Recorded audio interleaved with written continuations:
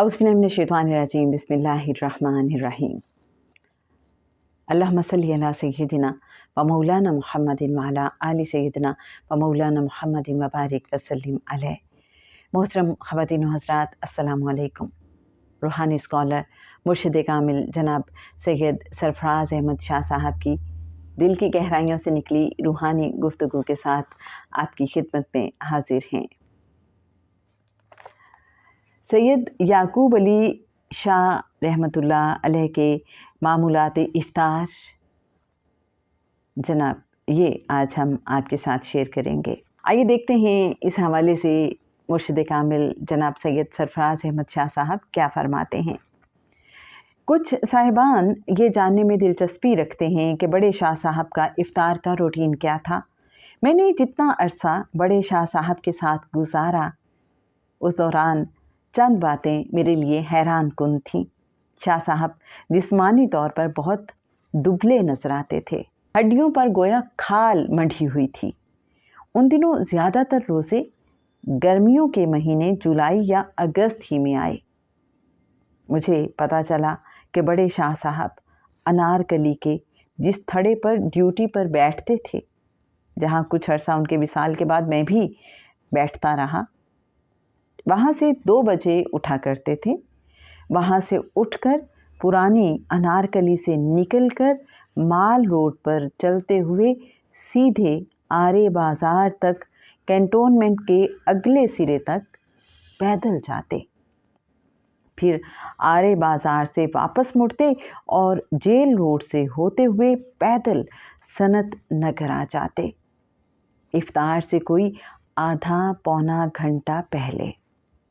अब रोज़े के साथ जुलाई अगस्त की गर्मी में अनारकली से पैदल चलकर आरे बाज़ार तक जाना और फिर वहाँ से पैदल सनत नगर तक आना यकीनन दुश्वार काम है। घर पहुंचकर वो अपने हाथ से इफ्तार तैयार करते और ये इफ्तार भी इस लिहाज से अजीबो गरीब था कि इसमें 3 या 4 काशें खरबूजे की होती, 1 प्लेट काले चने जिसमें नमक और मिर्च मसाला डालकर हल्की सी ग्रेवी बना ली जाती, और एक ख़ास शरबत जो माह रमज़ान से पहले अपने हाथ से बना लिया करते थे। बड़े शाह साहब बताते नहीं थे कि वो शरबत क्या था। वो तो बाद में हज़रत बख्तियार काकी रहमतुल्लाह अलैह साहब के ज़ुमरे में एक चीज़ मेरे इल्म में आई तो उस शरबत का भेद खुला। हम भी इफ्तार के वक्त उनके पास पहुंच जाया करते। मैं तो इफ्तार हमेशा बड़े शाह साहब के साथ ही करता रहा। जब रोज़ा खुलता तो वो गिनकर 2 चम्मच चने खाते, आधी काश खरबूजे की लेते, आधा गिलास शरबत पीते और उसके फ़ौरन बाद 1 कप चाय। ये थी टोटल इफ्तारी और डिनर उस आदमी का जिसने इतना लंबा रोज़ा रखा, इतना ज़्यादा पैदल चल कर आया। उस ज़माने में मेरी उम्र 32-33 साल थी। जसामत भी अल्लाह ताला ने अच्छी खासी दी हुई थी। बड़े शाह साहब के बरअक्स हम वहाँ बैठे धड़ाधड़ खा रहे होते थे। पूरी प्लेट हम ही खाली किया करते थे। इसके बाद तनूर से रोटी मंगवाते और वहीं बैठकर खाते। अलबत्ता ये ज़रूर था कि बाद में बड़े शाह साहब रात गए तक चाय पीते रहते थे। एक दिन मुझे ज़्यादा प्यास लगी हुई थी। पूरा गिलास शरबत पीने के बावजूद जब प्यास ना बुझी तो मैंने बड़े शाह साहब से कहा, हुजूर 1 गिलास और पी लूँ? कहने लगे, चाहे तुम 10 गिलास पी लो, लेकिन ध्यान रहे कि ये शरबत ठंडा बहुत है। दूसरा गिलास तुम्हें शदीद किस्म की कब्ज़ देगा।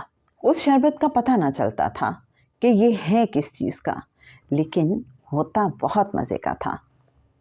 बाद में पता चला कि हज़रत कुतुबुद्दीन बख्तियार काकी रहमतुल्लाह अलैह का भी इफ्तार का यही रूटीन था। وہ بھی اتنی مقدار میں کھاتے تھے، اور وہ شربت عناب ہوتا تھا۔